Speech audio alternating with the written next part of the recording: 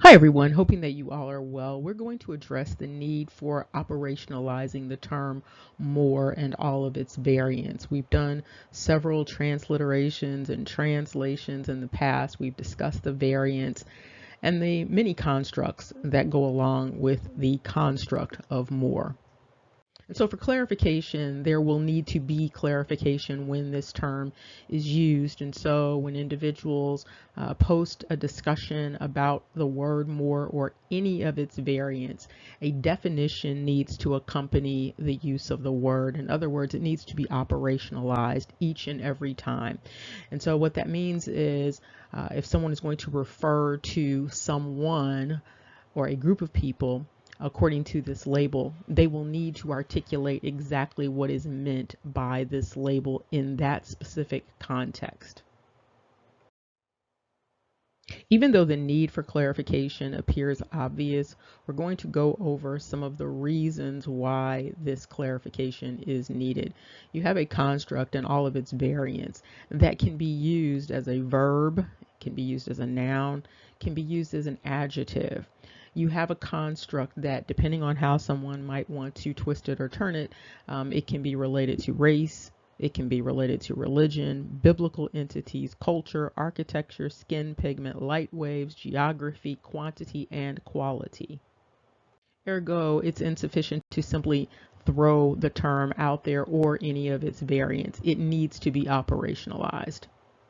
One of the problems, however, appears to be that people are uncomfortable operationalizing the term.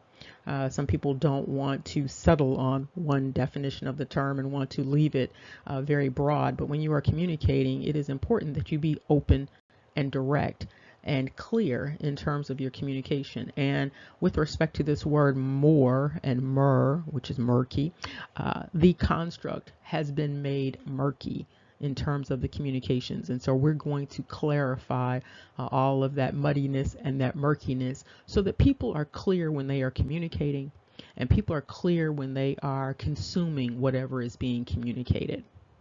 And ultimately, it is the responsibility of the person communicating to provide that clarity when they are communicating so that the communication is effective and that the communication nets the result that everyone would generally expect the communication to net.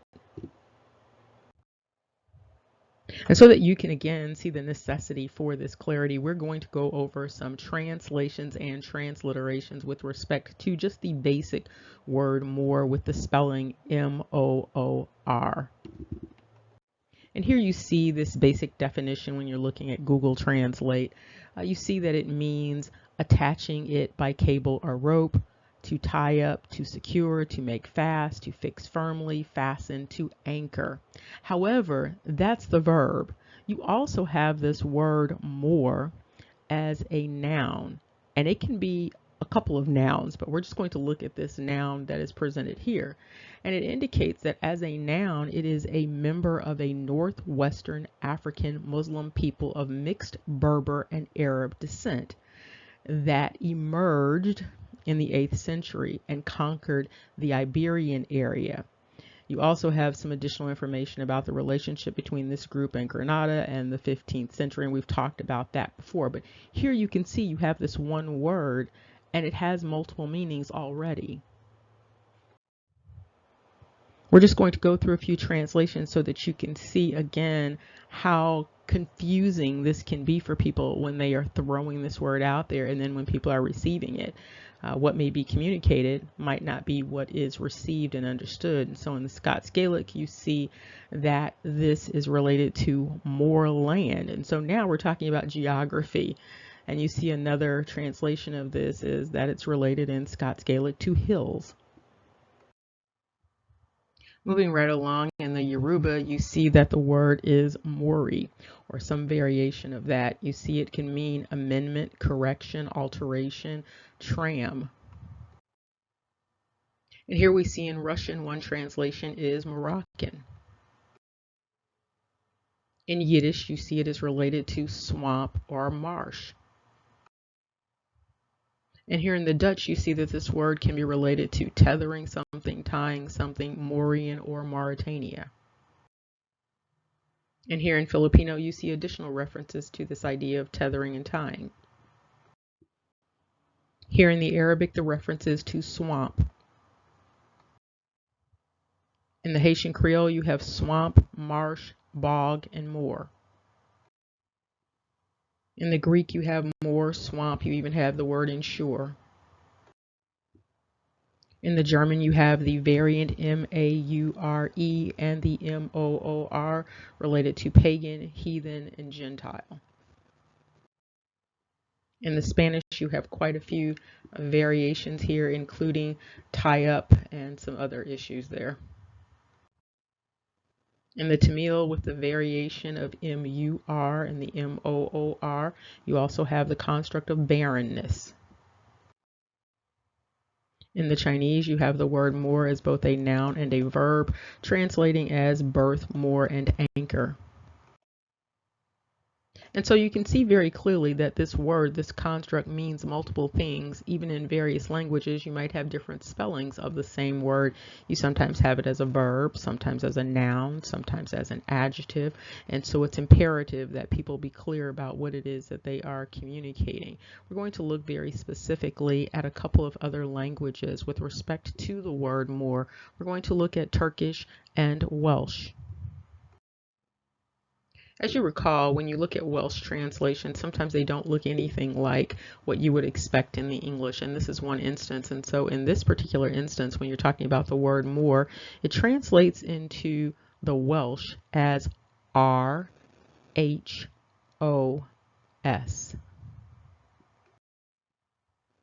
And this R-H-O-S is translating to heath or heathland. This idea of heathland and moorland is pretty prevalent in a number of European transliterations. The Turkish translations offer a great deal of nuance with respect to this term moor. And so you see that moor is associated with Moroccan. You also see moor situated as related to African. But you also see another dynamic with respect to the word moor where it is associated with the construct of ferrous. F-E-R-R-O-U-S.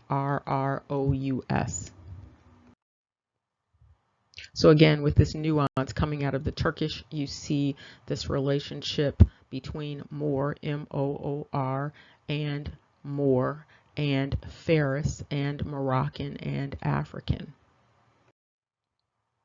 And when looking specifically at this Turkish offering, you see that ferrous essentially is iron. And so you see that in terms of this transliteration, this word moor is associated with iron in the Turkish language, and also associated with this idea of anchoring.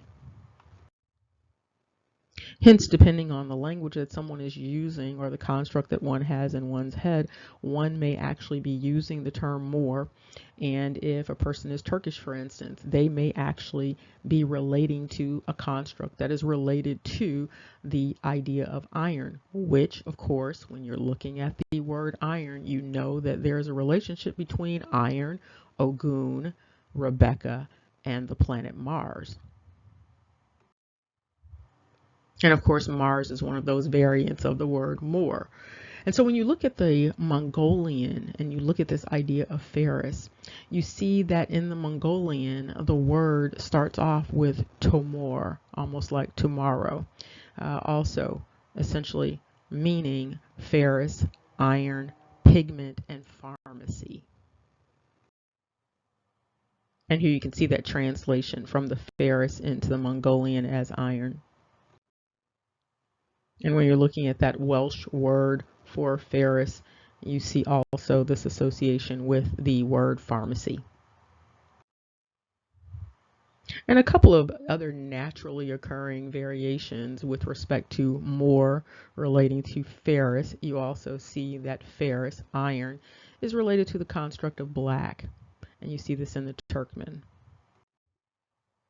Following suit in the Latvian language, you also see that ferrous, moor, is translating to black in that language. Belarusian also includes this transliteration as iron and black. And in keeping with that shackling, manacling idea, anchoring idea with respect to Ogun and Rebecca, you see that most anchors, historically, ancient anchors, were made of wrought iron. As we wrap this up, you can see that this word MOOR has many translations, many transliterations. It's a construct with multiple meanings. It can be operationalized in various ways. And then you have all of the variants in terms of spellings that then lead to even additional need for operationalizing this particular term. So going forward, when individuals use this particular term or any of the variants, individuals will need to be very clear about what it is they are communicating. In other words, they are going to need to provide an operational definition each time they use the term, or you can simply use the meaning that you are communicating. And so therefore, everyone will be clear about what is being communicated, or at least more clear. And this challenges individuals to communicate more effectively with respect to this construct that has all of these meanings, all of these translations, all of these transliterations. Remember, knowledge is power. Take care. See you soon.